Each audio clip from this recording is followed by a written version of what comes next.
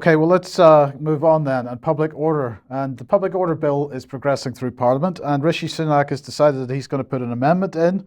And this is going to allow the government to broaden, as they define it, the legal definition of serious disruption. And that's going to give the police more flexibility, greater clarity over when to intervene to stop a disruptive minority. These are their words, a disruptive minority from disturbing things. Let's have a look and see what Rishi has to say about this.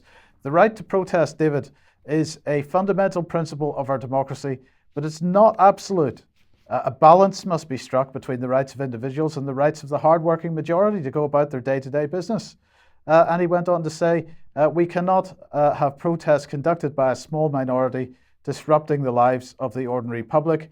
It's not acceptable, and we're going to bring that to an end. So that's what he had to say. And then here's Sir Mark Rowley, Common Purpose, who's currently the Met Commissioner, saying the Met has a long history of policing protests, responding quickly and effectively to incidents involving crime, and where serious disruption is caused, often in challenging situations. It's for Parliament to decide the law, and along with other police chiefs, I made it the case for a clearer legal framework in relation to protest, obstruction, and public nuisance laws. We have not sought any new powers to curtail or constrain protests, but have asked for legal clarity about where the balance of rights should be struck. So, David, we have no absolute rights. There's a balance to be struck. But the problem is, who is this majority that's being disturbed so much?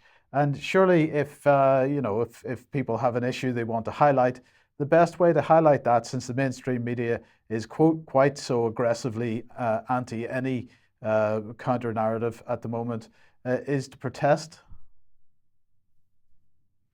You would think more on that at the moment.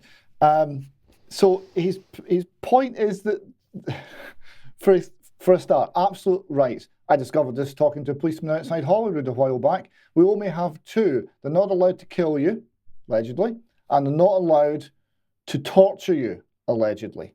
Now, I know what you're thinking. Locking everyone in their homes for 18 months, is that not torture? But those are the absolute rights that we apparently have. Everything else is conditional. It depends on something. And what this policeman's saying is it depends on the will of Parliament, and the will of Parliament is virtually absolute. This is obviously a definition of tyranny. And he's seeking clarification, so he doesn't know the law. The police actually don't understand the law.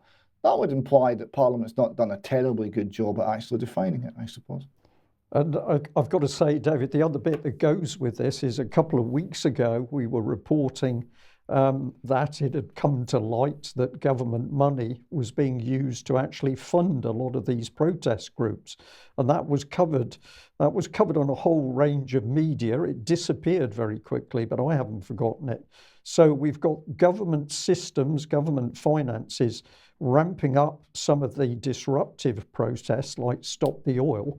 And now, surprise, surprise, we've suddenly got the means of dealing with those sorts of protests, which are clamping down on further I believe freedoms. If you go back in past UK columns, you'll find that that's exactly what we said they were going to do. But David?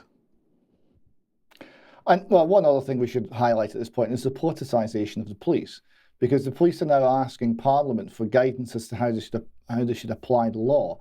They're asking for political guidance. They're asking for guidance as to which protests are allowed and which are not. It's nothing to do with the law. It's to do with politics. It's to do with what's acceptable speech and what's unacceptable speech. So we no longer have free speech. We have acceptable speech, or we have banned speech. Let me just ask you about that statement a second. When did the role of the police change from being primarily about keeping the peace? The police in the past have been there to facilitate protest. I mean, with the exception of things like the miners' strike, where they were absolutely politicized, but that's another issue. But the traditional role of the police is to keep the peace, and that's the limit of their role. Well, this is right. I mean, in Scotland, you could probably trace it to the formation of Police Scotland, at least, certainly since then. In England, I'm not sure. It's been creeping on for so long, I hardly know. Yes.